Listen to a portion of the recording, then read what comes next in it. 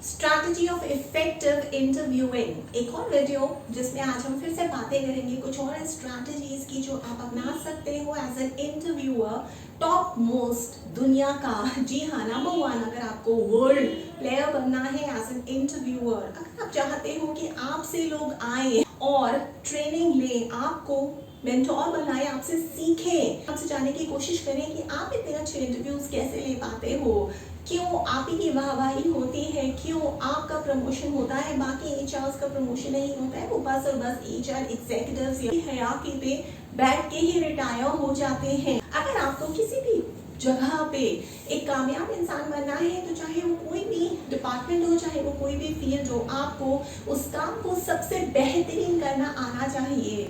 बस यही लक्ष्य है मेरे स्ट्रैटेजी ऑफ इफेक्टिव इंटरव्यूइंग का, जहां मैं आपको सबसे बेहतरीन इंटरव्यूअर बना दूंगी जैसे जैसे सीरीज खत्म होगी। इसके अलावा भी अगर आपके कोई डाउट्स होंगे तो आप हमेशा मेरे साथ सेशन बुक कर सकते हैं। सिर्फ और सिर्फ आपको टॉपिक लिखना है और मुझे व्हाट्सएप करना है मेरे इस नंबर पे 9311659252।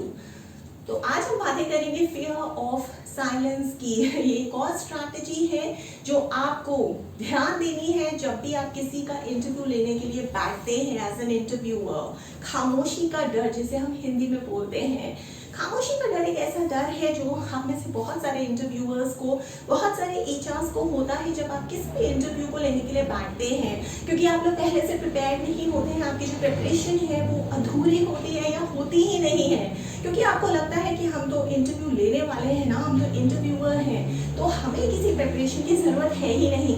प्रिपरेशन तो वो करके आएगा जो कैंडिडेट है, जो इंटरव्यूई है।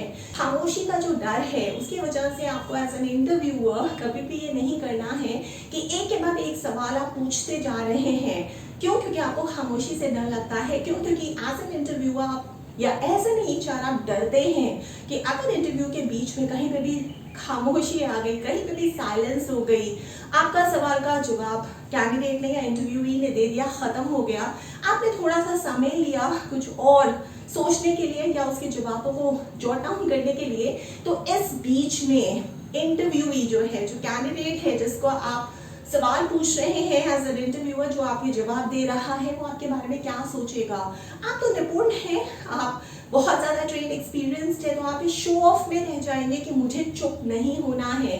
क्यों? क्योंकि मैं तो इंटरव्यूअर हूँ, मुझे तो निरंतर बोलते रहना है, मेरा काम है सवाल पे सवाल पूछना, और कैंडिडेट और इंटरव्यूई का काम है जवाब पे जवाब देना। इससे होगा क्या अगर आप ऐसी गलती करते हैं एज एन इंटरव्यूअर, खामोशी के डर से, क्योंकि आपको कुछ भी अंदाजा नहीं है कि किन किन बातों का, किन छोटी छोटी बातों का भी आपको ख्याल रखना पड़ता है जब भी आप किसी का इंटरव्यू लेने बैठते हैं, चाहे वो कोई भी इंडस्ट्री हो, चाहे वो कोई भी हयाती हो, चाहे वो कोई भी सेक्टर हो, चाहे वो कोई भी डिपार्टमेंट हो। प्रिंसिपल तो एक ही है ना, और ये प्रिंसिपल आपको ये बताता है, ये स्ट्रैटेजी आपको ये बताती है कि आपको अच्छा खासा समय देना है उस कैंडिडेट से सही जवाब निकलवाने का। आपको बीच में अगर एक सवाल का जवाब अभी कैंडिडेट ने नहीं दिया है, आपने दूसरा सवाल उससे पूछ लिया, तो इंटरव्यूई जो है वो आपको अधूरा जवाब देके रह जाएगा और दूसरे प्रश्न का जवाब देने लगेगा या सोचने लगेगा अगर वो प्रिपेयर नहीं होगा। इससे होगा क्या कि आपने जितनी मेहनत की थी, आपका जो समय था, आपका जो एफर्ट था, वो भी बर्बाद जाएगा।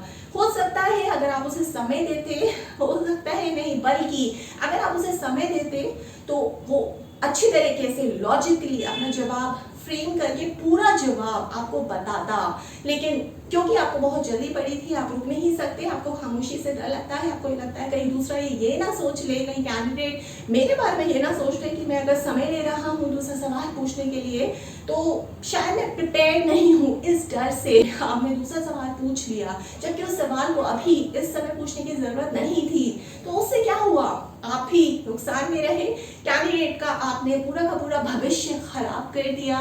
वो सिलेक्ट हो सकता था, लेकिन सिर्फ और सिर्फ आपकी वजह से वो पूरा जवाब नहीं दे पाया, सिर्फ और सिर्फ आपकी वजह से वो अभी लॉजिकली फ्रेम ही कर रहा था, अपने जवाब को आपके समक्ष रख रहा था, लेकिन इतनी ही देर में आपने दूसरा सवाल करके उसका वो समय खत्म करके, कट करके उसको उससे बल्कि वो समय छीन लिया और दूसरा सवाल पूछने लगे आप, और पहले सवाल में आपने उसे कम नंबर दे दिया। आपका जो असेसमेंट था, जो आपका इवैल्यूएशन था, असेसमेंट और इवैल्यूएशन, उस जवाब पे आपके जो नंबर हैं अब कम ही आएंगे। ये नहीं करना है आपको। अगर आपको दुनिया का सबसे बेहतरीन इंटरव्यूअर बनना है तो ये जो खामोशी का डर है अपने दिमाग से निकाल दो। आपके बारे में कौन क्या सोच रहा है वो सब छोड़ दो सोचना। आपको कुछ भी काम आज से सही दशा और दिशा में करना है। इसका ये मतलब नहीं है कि आपको बहुत ज्यादा समय लेना है अपना सवाल सोचने में, बल्कि जो समय आप ले रहे हैं उस समय को आप इस्तेमाल कर सकते हैं उस सवाल के बारे में ये सोचने के लिए कि इस सवाल का जवाब ये जो इंटरव्यूई है, ये जो कैंडिडेट है, वो ऐसा क्यों दे रहा है। जब आप इस तरीके से एनालिसिस करने की कोशिश करेंगे और थोड़ी देर चुप रहेंगे, उसको खत्म करने देंगे कैंडिडेट और इंटरव्यूई को अपना जवाब, उसके खत्म करने के बाद इस एनालिसिस के साथ जो आप साथ साथ कर रहे हैं कि ये ऐसा जवाब क्यों दे रहा है इस सवाल का, तो आपको बहुत अच्छा डेटा, बहुत अच्छा जो इंटरप्रिटेशन है उसके जवाबों का, उस साइलेंस से, उस थिंकिंग से, जो आप उस वक्त चुप रह के सोच रहे थे, एनालिसिस अंदर ही अंदर कर रहे थे, बहुत अच्छा उससे रिजल्ट और आउटपुट निकलेगा, बजाय इसके कि आप दूसरा सवाल उसके समक्ष रख दें और पहला अभी जवाब जो है वो कंप्लीट ही नहीं हुआ है। तो इस बात का हमेशा और हमेशा ख्याल रखिएगा। इसलिए आज से आपको जो भी इंटरव्यू लेना है एज एन इंटरव्यूअर, आपको जवाब देने का समय देना है अपने कैंडिडेट को, इंटरव्यूई को। ये नहीं कि एक के बाद एक सवाल करते जा रहे हैं और जो इंटरव्यूई है वो अपने जवाब कंप्लीट ही नहीं कर पा रहा है। क्यों? क्योंकि इंटरव्यूअर जो है, जो एचआर है, उसको बहुत जल्दी है इंटरव्यू खत्म करने की, उसके पास समय नहीं है। ये आपकी गलती है, इंटरव्यूई की गलती नहीं है। और फिर आप लोग कहते हैं कि हमें कैंडिडेट से ही मिलते हैं। दूसरी चीज जो आपको पता लगेगी, जब आप उस खामोशी का बहुत बखूबी फायदा उठाओगे और जब आपको इंटरव्यूई या कैंडिडेट जवाब दे रहा है, आप ये एनालिसिस करने की कोशिश करोगे मन ही मन में कि ये सवाल का ऐसा जवाब क्यों दे रहा है, उससे आपको और भी चीजें पता चलेंगी। उससे सिर्फ और सिर्फ आपको एक ऐसा रिजल्ट और आउटपुट नहीं मिलेगा जो आपको मदद करेगा, बल्कि आप जो इंटरव्यू खत्म होने के बाद ज्यादातर इंटरव्यूअर्स या एचआर की क्या प्रॉब्लम, क्या इशू रहता है, वो ये रहता है कि जब भी वो एनालिसिस के लिए बैठते हैं, बाद में जब इंटरव्यू खत्म हो जाता है, उन्हें उस एनालिसिस में पूरी की पूरी इंफॉर्मेशन, जानकारी तो होती ही नहीं है, मिलती नहीं है इंटरव्यूई के जवाबों से। अब वो पूरी की पूरी जानकारी या पूरी की पूरी कुछ भी ऐसी इंफॉर्मेशन नहीं है जिसको वो एक सीक्वेंस वाइज सेट करके उससे कुछ निष्कर्ष या कंक्लूजन निकाल सके। और ये इसी वजह से होता है क्योंकि आपने इंटरव्यू के समय बहुत ज़्यादा जल्दी करी थी। जब भी बहुत ज़्यादा जल्दी होती है, पर्याप्त समय आप इंटरव्यूई को नहीं देते हो एज एन इंटरव्यूअर सवालों के जवाब देने के लिए, तो जाहिर सी बात है जानकारी आपको पूरी मिलेगी नहीं। और जब इंटरव्यू खत्म हो जाएगा, जो भी कंक्लूजन आपने बनाया है उसको समझने की कोशिश करोगे। आपका कंक्लूजन और जो कैंडिडेट से आपने कंक्लूजन या मेमोरेंडम लिखवाया है वो भी आधा अधूरा होगा, क्योंकि आपके पास तो ना ही उसको सुनने का समय था एज एन इंटरव्यूअर, ना ही जब वो लिख रहा था कैंडिडेट की तरह, तब भी आपने उसको पूरा का पूरा लिखने का समय नहीं दिया। तो आधी अधूरी इंफॉर्मेशन से आप क्या जज कर लोगे इंटरव्यू खत्म होने के बाद? आपके पास उस इंफॉर्मेशन से कुछ रिजल्ट या आउटपुट नहीं आएगा और फाइनल इसका जो नेट रिजल्ट है वो यही होगा कि आप उस कैंडिडेट को रिजेक्ट कर दोगे, जबकि वो कैंडिडेट बहुत ज़्यादा फ्रूटफुल हो सकता था, आपके लिए वो बहुत काम का साबित हो सकता था, लेकिन क्योंकि आपने उसे सही पर्याप्त समय नहीं दिया इंटरव्यू में एज एन इंटरव्यूअर, आपको बस सिर्फ और सिर्फ इतना था कि जल्दी जल्दी मैं सवाल पूछूं और बस ये मशीन की तरह मेरे सवालों का जवाब देता जाए। और अगर ये मेरे सवालों के सही से और जल्दी जल्दी जवाब नहीं दे रहा है, इसका ये मतलब है कि ये जो कैंडिडेट है या ये जो इंटरव्यूई है वो प्रिपेयर्ड होके नहीं आया है, इसकी जो प्रिपरेशन है वो अच्छी नहीं है। मेरी तो बहुत अच्छी प्रिपरेशन है, इस वजह से मैं बैक टू बैक सवाल पूछ रहा हूँ। ये कोई रेस नहीं है कि एज एन इंटरव्यूअर आपको बैक टू बैक सवाल पूछने हैं और इसी रेस में जो कैंडिडेट आपका इंटरव्यू दे रहा है, आपको एज एन इंटरव्यूअर उसको बैक टू बैक जवाब देने हैं। ऐसी ही एक रिसर्च हुई है, बहुत सारे इससे फैक्ट्स इकट्ठे करे गए हैं और ये रिसर्च ही बताती है कि जब भी कोई भी इंटरव्यूअर इंटरव्यू के बीच में खामोश हो जाता है तो उसे क्या लगता है, वो जो समय जितने वक्त वो खामोश रहता है किसी भी इंटरव्यू को लेते हुए, इंटरव्यू इंटरव्यूअर को वो वक्त ज्यादा लगता है या कम लगता है, तो हमारे इस रिसर्च में साबित हुआ है कि सारे इंटरव्यूअर्स को ये जो वक्त है वो बहुत ज्यादा लगता है। यानी कि आप लोग गलत हैं। आप लोग थोड़े से भी समय को व्यर्थ नहीं करना चाहते हैं। क्यों? क्योंकि आप सोचते हैं कि आप इंटरव्यूअर हैं, आपके पास समय की कमी है। तो उसी तरीके से जो कैंडिडेट है, जो इंटरव्यूई है, उसके पास भी समय की कमी होनी चाहिए और आपको बैक टू बैक जवाब देने आने चाहिए। और अगर वो बैक टू बैक आपको जवाब नहीं दे रहा है, इसका मतलब उसे आपके जवाब आते ही नहीं है। और इसी के विपरीत इसी रिसर्च में साबित हुआ है कि जब इंटरव्यूई से, जब कैंडिडेट से जो इंटरव्यू दे रहे थे, उनसे ये पूछा गया कि जितने समय इंटरव्यू में खामोशी रही, आपको वो समय कम लगा या ज्यादा लगा? तो इंटरव्यूई सारे के सारे कैंडिडेट से बोला, हमें वो जो खामोशी का वक्त था एक इंटरव्यू में, जो हमने ये इंटरव्यू दिया है, वो वक्त हमें काफी कम लगा। तो यानी कि जो इंटरव्यूई और जो कैंडिडेट है, उनके हिसाब से आपने उनको उतना पर्याप्त समय दिया ही नहीं, लेकिन आपके हिसाब से वो समय आपने बहुत ज्यादा दे दिया। इस रिसर्च के एनालिसिस का जो नेट रिजल्ट है वो यही निकल के आया।